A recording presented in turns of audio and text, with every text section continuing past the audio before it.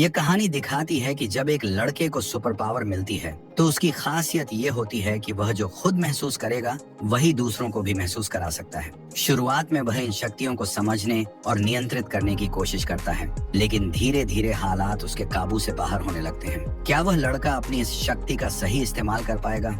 यह जानने के लिए इस वीडियो में बने रहिए। कहानी की शुरुआत होती है और हमें एक बूढ़ा आदमी नजर आता है जो एक कब्र के पास होता है। वह वहाँ किसी तरह का अनुष्ठान कर रहा होता है। इसी दौरान अचानक उसे एक जोरदार झटका लगता है जिससे वह दूर जाकर गिरता है। जब वह दोबारा उठता है तो उसे एहसास होता है कि उसका अनुष्ठान पूरा हो चुका है और उसे शक्तियाँ मिल चुकी हैं। अब सीन बदलता है और हम इस फिल्म के मुख्य किरदार कैली को देखते हैं। दरअसल कैली को एक अजीब बीमारी होती है जिसमें वह कागज खाने की आदत से ग्रस्त होता है। इस समय वह खरीदारी करने के लिए एक दुकान पर आया होता है। वहीं उसे उसके कुछ क्लासमेट मिल जाते हैं। वे कैली का मजाक उड़ाने लगते हैं। इसी दौरान वहां उसकी बचपन की दोस्त डोमिनी आ जाती है। वह उन लड़कों को रोकने की कोशिश करती है, लेकिन वे और ज्यादा गुस्सा हो जाते हैं और कैली को उठाकर कचरे के डिब्बे में फेंक देते हैं। तभी डोमिनी हिम्मत दिखाती है और उन लड़कों को वहां से भगा देती है। अब कैली के साथ जो भी हुआ उसके लिए डोमिनी काफी परेशान हो जाती है। वह उससे कहती है, मैं तुम्हें स्कूल तक लिफ्ट दे सकती हूँ, लेकिन डोमिनी की दोस्त उसे ऐसा करने से मना कर देती है।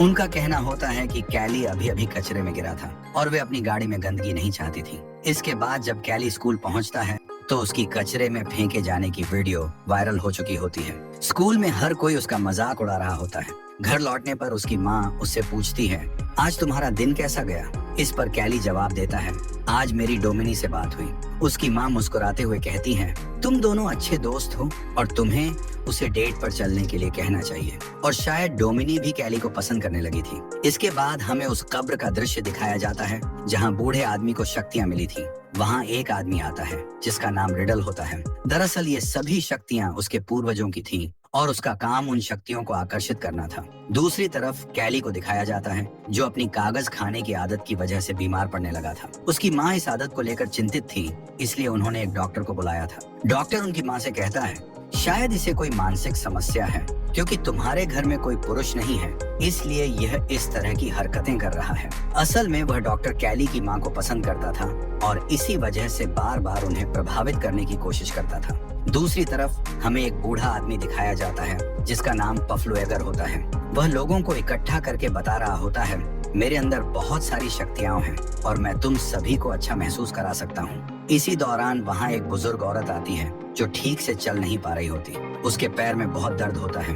वह पफ्लुएगर के पास जाती है और वह बूढ़ा आदमी उसके सारे दर्द को अपने अंदर खींच लेता है। ये देखकर सभी लोग उसकी तारीफ करने लगते हैं। वहीं कैली की माँ भी यह सब देख रही होती है। उसे लगता है कि शायद पफ्लुएगर कैली की मदद कर सकता है, इसलिए वह उसे अपने घर आने का न्योता देती है। दूसरी तरफ रिडल भी इन घटनाओं को गौर से देख रहा होता है। वह पफ्लुएगर के पास जाता है और कहता है, जो शक्तियाँ तुम्हारे पास हैं वे तुम्हारे लिए खतरनाक साबित हो सकती हैं। ये सारी शक्तियाँ मेरे पूर्वजों की थी और तुम्हें इन्हें मुझे लौटा देना चाहिए। लेकिन पफ्लुएगर हंसते हुए जवाब देता है, मुझे इस शक्ति का मजा आ रहा है और मैं इन्हें तुम्हें कभी वापस नहीं दूंगा। इसके बाद पफ्लुएगर कैली के घर जाता है। जैसे ही वह कैली को छूता है उसे तेज सिर दर्द महसूस होने लगता है। जब वह दोबारा कैली को छूता है तो अचानक से उसका दर्द बढ़ जाता है और इसी वजह से उसकी मौत हो जाती है। पफ्लुएगर की मौत के बाद कैली अचानक से अच्छा महसूस करने लगता है, क्योंकि अब पफ्लुएगर की सारी शक्तियाँ उसके अंदर आ चुकी थी। अगले दिन जब कैली अपनी साइकिल ठीक कर रहा होता है तो उसके हाथ पर एक कट लग जाता है, लेकिन कुछ ही पलों में वह खुद ब खुद ठीक हो जाता है। ये देखकर कैली समझ जाता है कि उसके अंदर कुछ खास शक्तियाँ आ चुकी हैं। उधर कैली की माँ अपनी नाइट शिफ्ट पर जाने के लिए तैयार हो रही होती है, लेकिन उसे बहुत थकान महसूस हो रही होती है। तभी जब कैली उसे गले लगाता है तो उसकी सारी थकान अचानक गायब हो जाती है और वह भी तरोताजा महसूस करने लगती है। इसके बाद कैली टाउन में आता है और यहाँ पर उसकी मुलाकात डोमिनी और उसकी दोस्त एली से होती है। डोमिनी उसे देखकर कहती है, तुम तो आज कुछ अलग ही लग रहे हो। फिर वह कैली से कहती है, कल तुम्हारे साथ जो हुआ मैंने उसके बारे में सुना। तभी पीछे से रॉकी आता है और फिर से कैली को परेशान करने लगता है। वह गुस्से में आकर कैली के पेट पर मुक्का मारता है, लेकिन इससे कैली को कोई असर नहीं होता। उल्टा रॉकी को खुद ही चोट लग जाती है। यानी अब अगर कोई भी कैली को चोट पहुंचाने की कोशिश करेगा तो चोट उसी को वापस लगेगी। ये देखकर रॉकी और भी ज्यादा गुस्सा हो जाता है और कैली के चेहरे पर मुक्का मारने की कोशिश करता है। लेकिन फिर से उसे खुद ही चोट लग जाती है। जब कैली ये सब देखता है तो वो बहुत खुश हो जाता है। वह रॉकी से मजाक में कहता है, भाई जब तुम्हारा मन करे तब मुझे मार सकते हो। ये सुनकर रॉकी गुस्से में वहाँ से भाग जाता है। घर जाते वक्त कैली एक जॉब की वैकेंसी देखता है और वह नौकरी ज्वाइन कर लेता है। रात में वह बहुत खुश होता है और अपनी माँ को सारी बातें बताता है। इसके बाद रॉकी अपने पिता को लेकर कैली के घर पहुंच जाता है। रॉकी के पिता गुस्से में कैली की माँ से कहते हैं, तुम्हारे बेटे कैली ने मेरे बेटे रॉकी को मारा है। इस पर रॉकी खुद कहता है, हाँ मुझे पता है। कैली की माँ ये सुनकर कहती है, मेरा बेटा नहीं बल्कि तुम्हारे बेटे ने मेरे बेटे को मारा है। इस पर रॉकी का पिता कहता है, हाँ मुझे पता है, लेकिन आज जो हुआ वह बहुत अजीब था। कैली की माँ गुस्से में कहती है, अगर तुम्हें पहले से पता था कि तुम्हारा बेटा मेरे बेटे को मारता है तो तुमने पहले कुछ क्यों नहीं किया।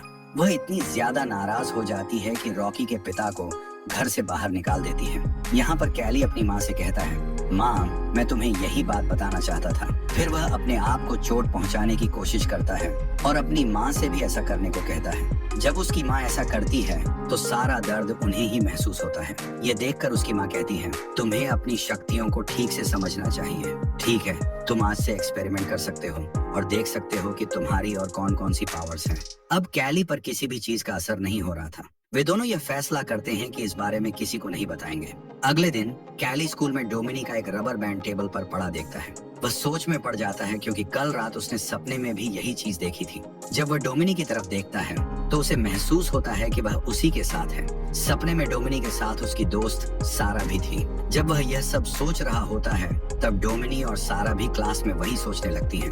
वे दोनों समझ नहीं पाती कि यह क्या हो रहा है, लेकिन कैली क्लास से बाहर चला जाता है। अब रात को सभी स्टूडेंट्स एक पार्टी कर रहे होते हैं। वहाँ पर डोमिनी का एक्स बॉयफ्रेंड उसे पीछे से पकड़ लेता है। ये देखकर कैली गुस्से में उसे छोड़ने के लिए कहता है। इस पर नेल्सन हंसते हुए कहता है, तुम मेरा क्या बिगाड़ लोगे। नेल्सन गुस्से में कहता है, तुम्हारे साथ जो भी चल रहा है मैं इसका पता लगा लूंगा। पार्टी खत्म होने के बाद कैली साइकिल से घर जा रहा होता है, लेकिन रास्ते में नेल्सन और उसके दोस्त उसे देख लेते हैं और उसे चोट पहुंचाने की कोशिश करते हैं। कैली संतुलन खो बैठता है और एक गाड़ी के सामने गिर जाता है, लेकिन कैली पर कोई असर नहीं होता, बल्कि गाड़ी चला रहे व्यक्ति की तुरंत मौत हो जाती है। इस घटना से कैली भी डर जाता है क्योंकि अब उसे अपनी शक्तियों का असली खतरा समझ आने लगा था। अब यहाँ पर डोमिनी और उसकी फ्रेंड्स भी पहुँच जाती हैं। यहाँ पर कैली डोमिनी को सब कुछ सच बता देता है। इसके बाद पुलिस भी पहुँच जाती है और कैली की माँ भी।